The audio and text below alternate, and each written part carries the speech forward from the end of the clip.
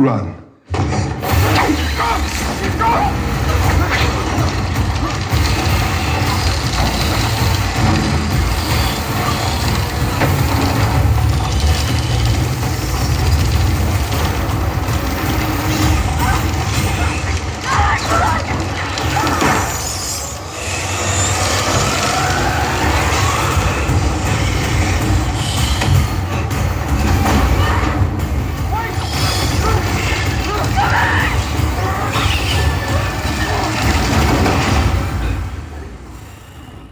What up, y'all?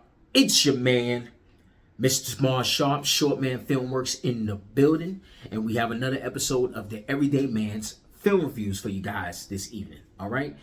So it's been a while. It's been a couple of months since I've seen this film, but I ended up watching it again, and I wanted to do a review on it because I'm a fan of the franchise.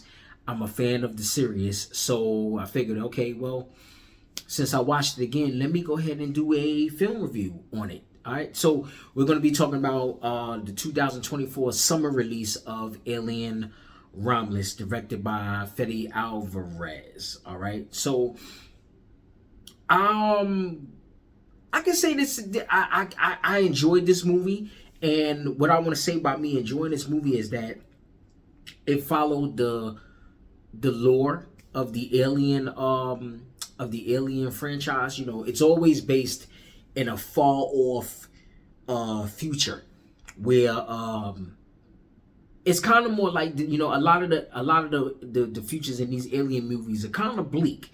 You know, they don't really have a positive outlook on what the future looks like in these films. So in this film, it's more of a dark tone. You know, of course, it's an alien film, so alien films always kind of have that darkness added to it, because, as they say, in space, no one can hear you scream. You know, so it always has that dark feeling and that dark tone. You know, so I feel like Fede Alvarez did a great job on this film. You know, I didn't write down any of the actors and actresses because I don't even remember seeing them in anything. These were kind of new faces to me. They were new faces to me, but they did a superb job at at the performances, you know. And I like the take that Fede Alvarez did with this film in creating a lot of I don't want to say creating a lot of lore, but there's a lot of things in this film that I feel like we didn't get a chance to see in a lot of the other Alien movies. And for this movie takes place between the first Alien and Aliens, you know, because, you know, between Alien and Aliens, it's like a 57-year gap. This one, I don't know exactly how long was the gap between Alien and this one, but we are still at the beginning stages of the company, which is the Whaling Company, finding out about this alien and how obsessed they are with this creature. If you have watched this movie from the first Alien all the way to, I believe, Alien Resurrection was the last one, I believe. And then we started getting into the other Alien movies where they kind of put the Alien movies inside of these different in this timeline. But if you know from the beginning movie of, well, now I can't even say the beginning movie was Alien, because I believe Prometheus was the beginning one, which led up to, you had Prometheus, and I believe it was Prometheus, and then I think it was Alien Covenant next in the timeline, and then it would have been Alien, and then it would have been this one, then Aliens, then Alien 3, then Alien Resurrection. I believe I'm missing one. I feel like I'm missing an Alien movie. I feel like I'm missing one between Prometheus and Covenant.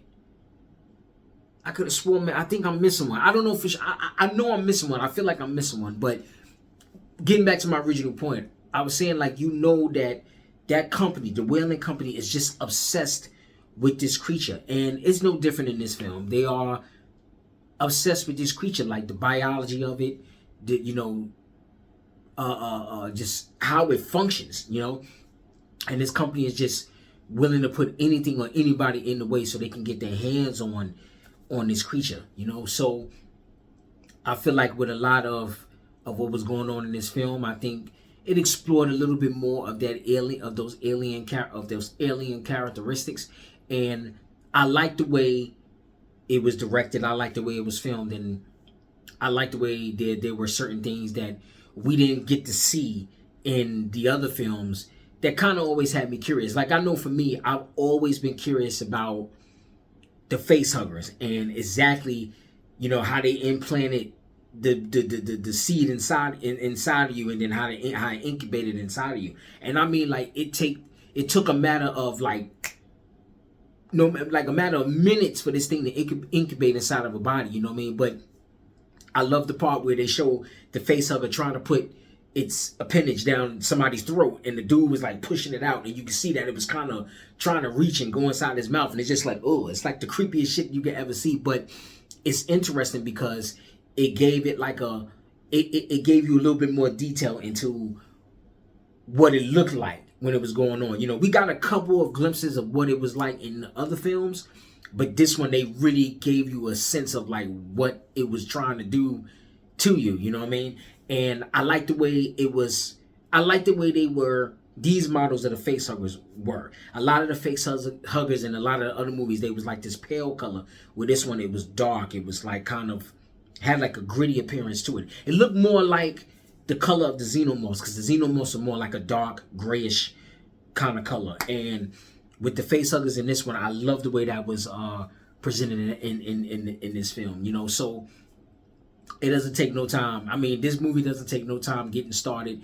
We get a gist of the plot and how it's gonna go, and you still got your synthetic humans in here with the character of Andy. He's a synthetic, just like it is in all the other ones. Did all the movies have synthetics? Yeah, a lot of them had synthetics, and a lot of them were, especially with Prometheus and oh my God, I think it was Covenant with Michael Fassbender, how he turned, and once again still trying to keep this alien in I want to say in rotation, but keep it inside of the company, with the company just making this discoveries and experiments with this creature. So I like the way this thing was done. I really did like the way it was done. You still got that one alien, and all it takes is one. It takes one of those facehuggers to incubate somebody, and it doesn't in this movie. And that was detailed too, to see it busting out of the girl's chest and what it was doing to her body and how fast it happened. It was just like, oh my God, Even though we knew it happened fast in the other movies, but this one it really took off in this film. What else did I like about this movie, man? Because I really like all the Alien movies, man. Even I like all the Alien movies all the way down to Alien 3, Alien Resurrection. Alien Resurrection was a little bit. I seen Alien Resurrection one time. No, actually, no. I take that back. I seen it a couple times, but I remember that movie being really disgusting, like kind of. You know what I mean? And it kind of, with Alien Resurrection, we kind of get a glimpse of what one of the offsprings looked like, and that was kind of freaky as well too. So there's a lot going on in this. I don't want to say there's a lot going on in this movie, but there are a lot of things that kind of connect the dots with a lot of stuff that you might have been curious about in other Alien movies, and then this one kind of pieces together a little bit of what's going on and how it kind of evolves to different things inside of the movie. It's the thing about the Alien movies, they jump around so much, but when you see one or see the next Alien movie, it kind of connects the dots to what you might have missed or what you might have been curious about in another film. So that's another thing that I like about the Alien movies. It's kind of like you get a taste of what something was like, and then you get your answers kind of answered a little bit in another Alien movie. I was like that with Prometheus. I wanted to know what the actual xenomorph was going to look like, and then we got it wasn't even a xenomorph in the first one. It was kind of like almost like the beginning stages of what a xenomorph was going to look like, and then we got the full-fledged look of it in the next one, I believe, which was, I want to say it was Covenant. I think it was Covenant when we got the full-fledged look of what it looked like in Covenant. So I've always been curious about that story with the alien and how it led up from the first one all the way to the end. So shout out to Fede Alvarez for directing a wonderful film. I did like this film. It didn't disappoint me. I liked it. It gave me I don't want to say it gave me a creepy feeling, but it satisfied me. It satisfied me in the way of what the alien lore is and what it's like. You know, I haven't heard any bad reviews about this film. And when I actually saw it in the summer, and I walked out the theater. Satisfied, you know. And I wanted to do a review on it back then, but I got caught up in a lot of stuff, and I didn't get a chance to get to it. And then eventually ended up watching it again a couple of days ago, and then it got me back into it again. And like I said, man, I just love the alien movies, man. My favorite alien movie of all time is Aliens. I think that's probably that's the one that I feel like everybody always talks about is Aliens. That's like, to me, I think that's the best one. I think it's the best alien movie that was made. You know what I mean? But yeah, man, I enjoyed this film. I enjoyed it a lot. What else? I'm trying to think of what else I wanted to talk about with this film, man. I can't think of anything else I wanted to talk about with this film. And I'm keeping it brief. I'm keeping it brief because I know a lot of my movie reviews go a little bit long. They go a little long, so I'm trying to keep it real brief and trying to really cut it short and kind of condense the movie review to what I want to condense it to. But I'm gonna get straight to the scale. Getting to the scale, I give Alien Romulus. I'm not gonna give it 5. I'm not gonna give it 5 because I'm not gonna say the movie blew me away, but it did satisfy what I was looking for.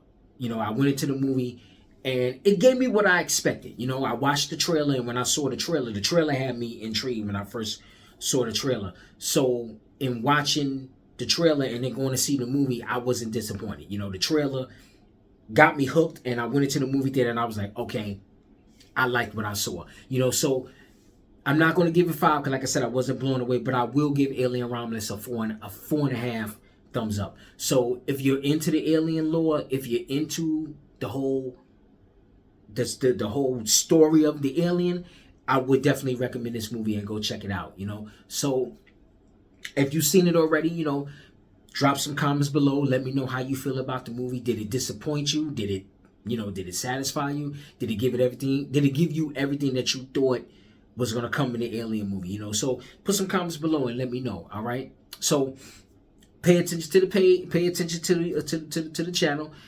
I'm Mr. Mar Sharp. I got some things going on. Check out my Motivational Mondays. Check out Motivational Mondays, where I give y'all a little bit of motivation every Monday just to keep you going, just to get you through your week, you know. So check that out. Check out the other film reviews that I have on this channel, and we're going to keep on picking this up. We into a brand new year. This is 2025, and we're just going to keep on doing this thing.